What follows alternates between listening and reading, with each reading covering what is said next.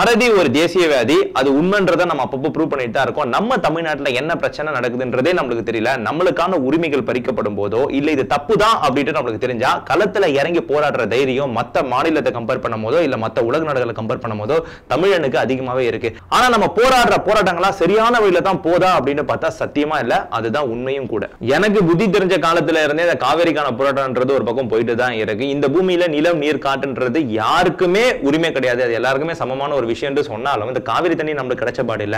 ஆனா சில வாரங்களுக்கு முன்பு நடந்த இந்த போராட்டங்கள் வந்து எப்பாடா ஜல்லிக்கட்டு மாதிரி நம்ம ஆளுங்க இப்பயும் ஒரு வெறித்தனமா இறங்கி போராடுறாங்க, நம்மளுக்கு இந்த வாட்டி காவிரி தண்ணி கிடைச்சிரும், ஏழை விவசாயிகளாம் ரொம்ப சந்தோஷமா இருப்பாங்க அப்படின்னு நினைச்சிருந்த வேளையில அந்த காவிரி போராட்டமானது எங்க போச்சு அப்படின்னா அது கேள்விக்குறி தான். இது ஒரு பக்கம் இருக்கு. இன்னொரு பக்கம் பாத்தீங்கன்னா ஸ்டெர்லைட் பிரச்சனை. ஸ்டெர்லைட் கம்பெனியானது வந்து மக்கள் நடமாடுற இடத்துல இருந்து 25 கிலோமீட்டருக்கு அந்த பக்கம் தான் இருக்கணும் அப்படின்னா தூத்துக்குடியில் வைக்கப்பட்ட ஸ்டெர்லைட் கம்பெனியானது 15 கிலோமீட்டர் பக்கத்துல இருந்தது. அதுல இருந்து வர நச்சு புகைகள் வந்து ஆஸ்துமா கேன்சர் போன்ற பிரச்சனைகளை மக்களுக்கு ஏற்படுத்திட்டே இருந்தது. இதுக்காக தூத்துக்குடி மக்களுக்கு ஆதரவு தெரிவிக்கிற வகையில தமிழ்நாடு மக்கள் அனைவரும் அவங்களுக்கு வந்து நம்ம சப்போர்ட் பண்ணோம். நிறைய விஷயங்கள் அவங்களுக்காக வந்து சோசியல் மீடியால வந்து பகிர்ந்துட்டோம். இருந்தாலும் அந்த போராட்டமானது எந்த லெவல்ல போச்சு அப்படின்னா அதுவும் கேள்விக்குறி தான். இப்படி நம்ம காவேரிக்காகவும் ஸ்டெர்லைட்டுக்காகவும் போராடிட்டு இருக்கும் போது ஒரு சிலர் என்ன சொன்னாங்கன்னா சிஎஸ்கே மேட்சஸ்லாம் வந்து சென்னையில் நடக்கூடாது, அப்ப மக்களோட கவனம் வந்து திசை திரும்பும் போது இதுக்காக யாரும் போராட மாட்டாங்க அப்படின்ற மாதிரி சொல்லி சென்னையில் நடக்க வேண்டிய 7 மேட்சை வந்து வெளியூருக்கு வந்து மாத்தினாங்க.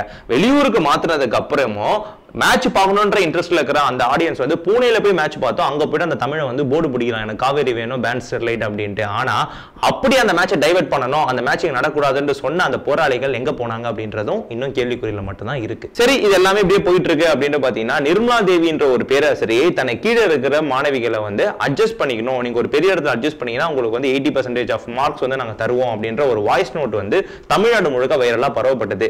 இந்த ஒரு வாய்ஸ் நோட் பரவுனதுக்கு அப்புறம் எல்லாரோட போக்கஸ் மீடியா உட்பட எல்லாரோட போக்கஸும் நிர்மலா தேவி மேல பட்டதுக்கு அப்புறம் நம்மளோட காவேரி அண்ட் ஸ்டெர்லைட்டுக்காக போராடின போராட்டங்களை வந்து கொஞ்சம் மறந்துடும்ன்றத நம்ம ஒத்துக்கிட்டு தான் ஆகணும். இப்படிதான் ஒரு சில வருஷங்களாகவே பாத்தீங்கன்னா சென்னை ஃபிளட் வரும்போது டீப் சாங்ன்ற ஒரு சின்ன விஷயம் மூலமா நம்ம வந்து டைவர்ட் பண்ணிட்டாங்க. விவசாயிகள்லாம் வந்து நிறைய பேர் தற்கொலை பண்ணிட்டு போயிட்டு இருக்கும்போது ஒரு பக்கம் நெடுவாசல் கதிராமங்கலம் பிரச்சனைகள்லாம் போயிட்டு இருக்கும்போது சுஜி லீக்ன்ற ஒரு விஷயத்தினால நம்ம ஈஸியா டைவர்ட் ஆயிட்டோம். அதுக்கப்புறம் நீட் எக்ஸாம்னால அனிதான்ற ஒரு பெண் இறந்ததுக்கு அப்புறம் கூட சிம்பிளா ஜிமிக்கி கமல்ன்ற ஒரு விஷயத்து மூலமா நம்ம டைவர்ட் ஆயிட்டு போயிட்டே இருந்தோம். இன்னைக்கு எல்லாத்தையும் தாண்டி காவேரி பிரச்சனைக்கு நம்ம எல்லாரும் எழுந்து இந்த அளவு நிற்கும் போதும் ஸ்டெர்லைட் பிரச்சனை ஒரு பக்கம் ஒரு பெரிய விஸ்வரூபம் எடுக்கும் போதும் சிம்பிளா நிர்மலா தேவின்ற ஒரு பிரச்சனைனால நம்ம வந்து டைவர்ட் ஆயிட்டு போயிட்டோம். இப்படி டைவர்ட் ஆகி நம்மளுக்கு என்ன தேவை, நம்மளோட தேவைகள் என்னன்றதை நம்ம மறந்து போயிட்டு தான் இந்த பூமியில நம்ம வாழ்ந்துட்டு இருக்கோம். நான் முதல்லயே சொல்லியிருந்தேன் மறதி ஒரு தேசிய வியாதி என்று. இன்னும் கொஞ்ச நாள் இப்படியே போயிட்டு இருந்தேன்னா மறதி ஒரு தமிழக வியாதியா தான் வந்து நிற்கும். இந்த வீடியோல இவ்வளவு நேரம் நான் பேசின விஷயங்கள் வந்து யார் மனதையாவது புண்படுத்தி இருந்தாலும் அதுதான் மறுக்க முடியாத உண்மையும் கூட. தமிழனாகிய நம்ம ஒரு சின்ன விஷயத்தினால ஒரு பெரிய விஷயத்தை மறந்து டைவர்ட்